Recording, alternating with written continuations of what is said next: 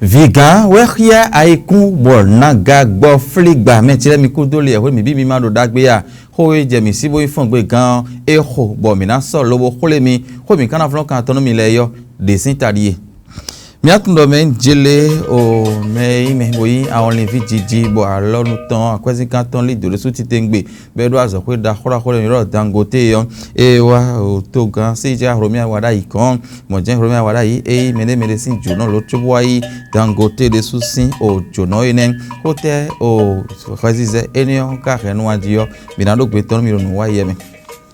mi atundo men jele ablode gbaja pepe nu enion e mi no do bene to fi ko aton kunu ko go mi do na duwe mi atundo men jele kan re ko aton kunu ko go mi na duwe to sile o mi kan ho bi o iro ne ka ko yo sinu sogbon ne ka mo gwen aji o nukun dilo teme ka de aji o ye do ko do fun gbe mi na do pe tono mi ko de vole do mi si bo mi na so bo agonu yele si ametile mi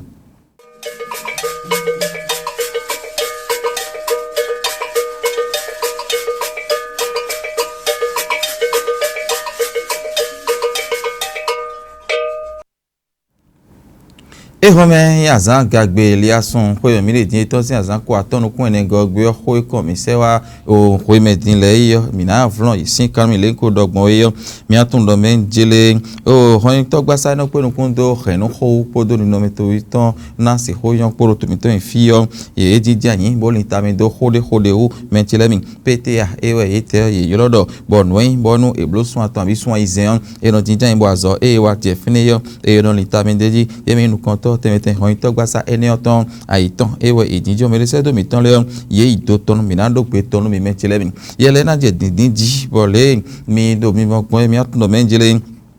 PTA e hodo de fana mi hondo gbasa eno pe nku do kheno hodo to mi to fi bono Veronica to for de no yo hoyin to gbasa enion e jiji ayin azo iwa kaka je o aidosun e mi do gudo aye sin azatan gbago gbe on e bi odo menjele e na jiji ayin bo fe lobo pon do wezun kan to no yon se ibenen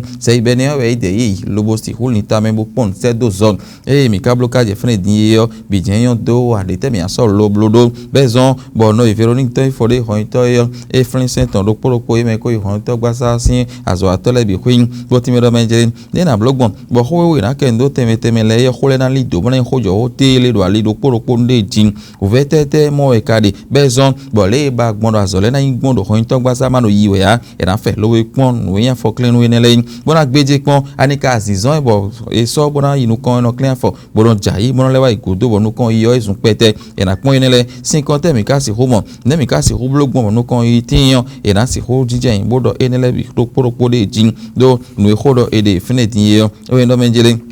ina si hupon honhon ko do kaka je fene die azo e wa yo honhon to e so gbe ton bo do no poropo e ton le kaka so do le e ole e do nu wa hun e do gbe ton memenji do mi do gbe ton ye e karo mo tuo e kale po nu e lin honhon to gba sa ton alokun ko jewu gbede pon menji ne karam logbon bo khenu le yo e ni no me to na si hudio do azo ro po we azo dagbe be so lo wa honhon to gba sa si apa ko yo e yin do menjele e ba nu kon e fi ro po ton be ne to mi to mene e ba dio khenu le ton be ne to mi to mene de jin do kwe mi to ene ore ya ete so bo so nya no melio e khle pondo menjele e ba o na dalo khenu teme e do bene kungbandile ne de jin ne mi am logbon bo akoy me mi de ogbe kle ta fi yo bo ni no na tin no kon ina tin bo e mana ta fu me de ya le bi na do ganjin bo le ko ba gbon kon to gba saro khen le yo ni do no kon yigbon vi e o khen ene le ton no kon ni tin yigbon yo e na so azo ene le bi bo wa bo sin kon e na 0 sin ple ene na blo teme sin alinuo e na so lodo azora nu kon yi to ton le nu wezon ba ti jan enion le yo ene mi do ton me le se do mi ton le mi tu ton menjele mi se mi jen mi non sera ne mauto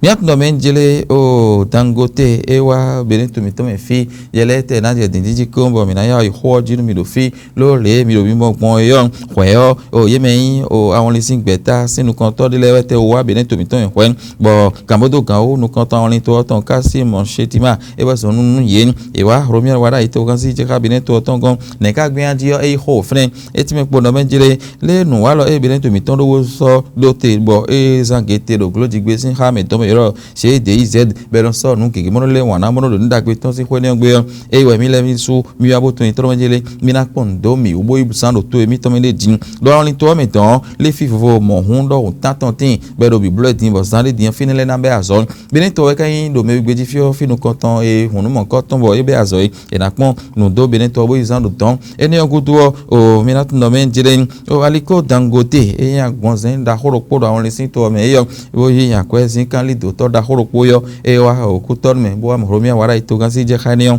e jinja yin bo do ho ne na blogbon wonu kan ikanatin do to wele tintin ne kana blogbon akwezin kana level li do le dio e na do ho mon koton hon enele bi huyo ye blog do to gan si azogbasa mi to intro menjele mi kuna wese do bo me menjele mi akwe hodo emi kadene lo to plegbeta e se dia oyo yete yo yeru tamene liye me menchele o mi ko lo sise tun hoda ido menjele akwede tin din bo ina jesin sanji be yoro do eko o ye me to boro to plegbeta se dia o sin kono mele yo iberu mo ko transan bo ko mo mina bi odo ton din yo ko ene ko ewe ina je akwe mo ko ton zanji me menchele mo akwe do mi le din bo no o franci fa yo akwe ni yo e sana tin lo tin gbegbe pon mi kan ho bi o Moise okere ku do eya kuro imando alimon kotoren eti me kpono menjele nuene ebe mi le mi modo ho ene o menji e na zan ekoba ena inko ya de se dia oton ndagbe ele ni ho alona ndagbe ni lo tito me teblo de we kadi ne togbon e kadi menjele mbo ye me mi woda gbonzen le yo e na to sin agadon kaka wa to bibo me bo vopo me ma vo epo me do kwepo me do kwepo me hon po me do hon po ayo bina in me bo zan bo ena ife sin bo o metafu mana de me abo nu bina indo kanje na inunu konton wego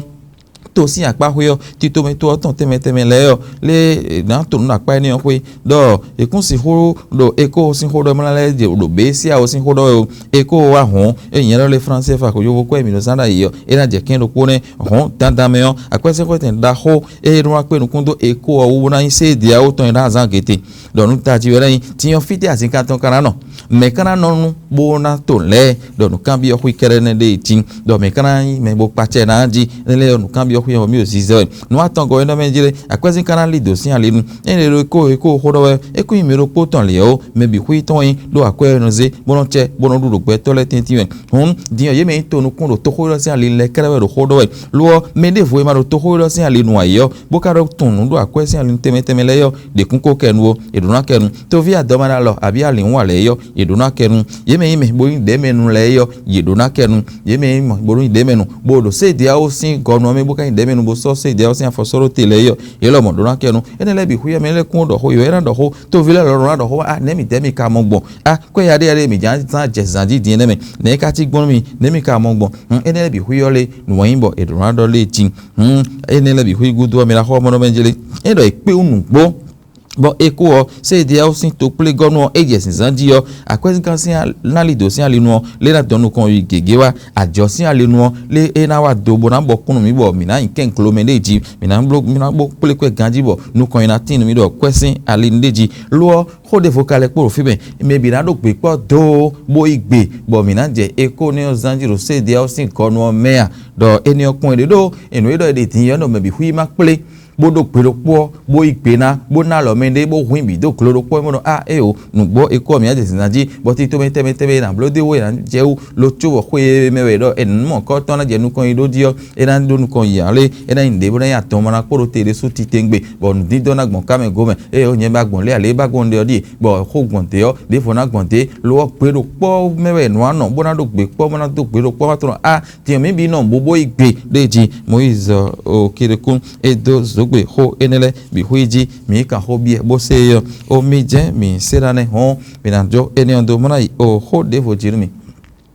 ho de vo mi na ken de wo yin o to mi to sin ho den do bere to mi ton ablode gbaja mi ro na do ko gbe ko nu e lo yin kan de ko atonu kun po go yo e lu e mi ri ho ye ko ya vo so sin azan tonu kan ton ji de ro gbolo ji marina ton do ku tonu nun ago ji sin o fine mi na tun do men jile o ho mo nkan ton ne be den vile ne ka mo gbin ho ne du mi de ka je tin ne ka do ton sogbon we ne ba gbon ikade wa ko de fo na to legbon ne mo to ko mi gbon ikade eni ko pe pombo mi akhle doble e mi ko je mi ni susi wo ho fo bo ji en bo kan fle adio ye do fangwe bo do ho nu mele se do mi ton le mi o no mo gbon sin pe kande nde di mi o nyon mi yon eje mi le wa mi mo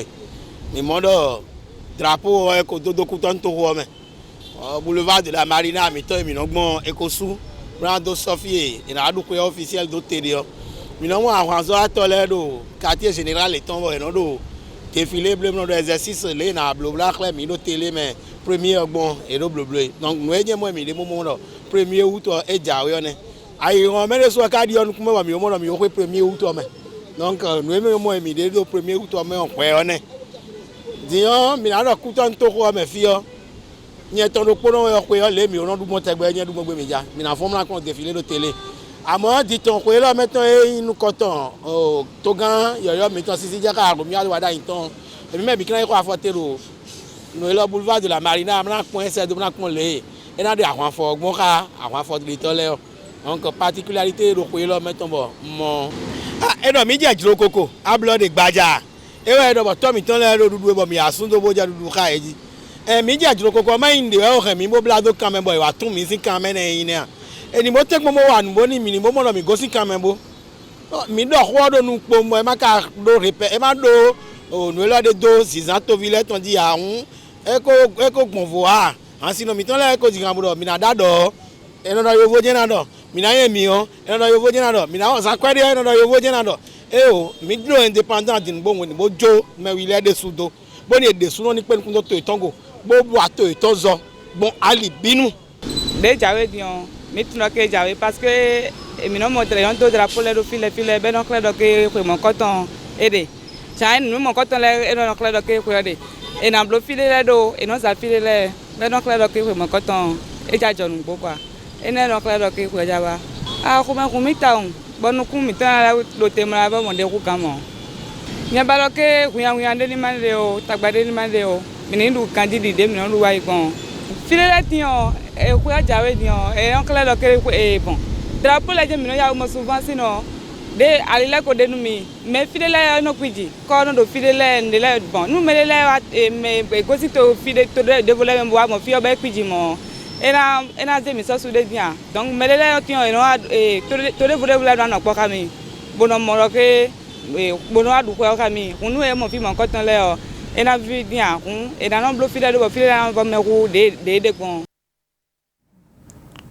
lóyìn tí fún ká hó ẹ̀mí àdó mi wáyé dín tó lẹ́kọ̀ọ́ mẹ́tẹ́lẹ́ mi yàtọ̀ Zinedine Zidane mi ṣe mọ́ bọ́ọ̀lù kó tọ́ hó ẹ̀ mi lè sọ dín àmẹ́ ẹ̀ hàn mi ti yan mi ra hó bọ́ọ̀lù kó gbẹ́ta dá hó yòówó français lẹ́tọ̀ yọ tánú ẹ̀ èso mi ra hó tó tin bọ̀sí sọ yẹ hàn wá yọ èkó sọ ìpínlẹ̀ hójà zọ àtọ́ tẹ̀mẹ́tẹ̀mẹ́ gbogbo ẹ̀mẹ́lẹ́bí pé ó sọ mi ra hó sọ́kúlẹ̀ ló sọ́kúlẹ̀ òtò ló sọ́kúlẹ̀ bọ́ọ̀lù kó gbẹ́ta kódó yòówó français lẹ́bí kó ipò pé ọ́ bí kó mẹ́tẹ́lẹ́ mi Zinedine Zidane mi lè sọ dín àdó tó bọ̀ ẹ̀ náà dide de champ avec on yovo français les signes boloko gweta da honu bo lokwe do podoko wenen Zinedine Zidane e wati lobo na se hono bolo gweta da hoenion kon da hono pon kunto bola faso ho do français sin tomeon e wa so me la hobo e na se ho gwe kan do azo non hwero podoko ene levo e jairo no konton e maintenant le kono Real de Madrid sin o boloko gweta no ho hoa me na ho Philippe Diallo e kan lo patiano gonda ho yovo français le tono pon kunto bola faso ho e time kono menjele era no bolo hogweta no hwero podoko enen bo hwene ne le meo ena tenkpon bon Ligue des Nations le weton we ena hore weton 10 euro e nai o hwe meton do ton yo ena hore blo euro 2028 ne ena hore bon da ho en be oton bon ena hore 2030 lo hwe ene meton yo era pour frere di ho weton ena hore de dio e ba jende Zinedine Zidane e ho e vunire su titengbe etime ko no menjele ron le mindeo no pipe miton podo yan wa miton po e mina hobi plebo so lo wazo titengbe dagbe no eyin o yovo to sin bol hogbeta ide tin bo azo temetene le bi kuyo karana o sin kon dagbe mina flemion e wonu eno Real de Madrid sin bol hogbeta no yo Ligue des Champions de bodo de ucha jaton azo ton ewe liga da ho ewe no benjele ni be hendu deji da ho wanu eyin bol hogbeta da ho yo voto ton e bonu o ajo de voting boyin eno dudo bol ho sin alintemeteme yo yeni dudu todo hwe elomo tonu ena tier mi me hometon sana hu mo pere kun asino poro do to me support le efe cho eno mla to kaka mo se hui ena tier mi me no no gbejinu mi le yo atemiton eyin Facebook o ya TikTok podo YouTube ji Martin Live TV yo mi ho mo po won ena wa le ekplan gun mi na mo no mi ton le sin le mo na ndo wewe ena tier mi se mi dogbe no aja mi ton ni izan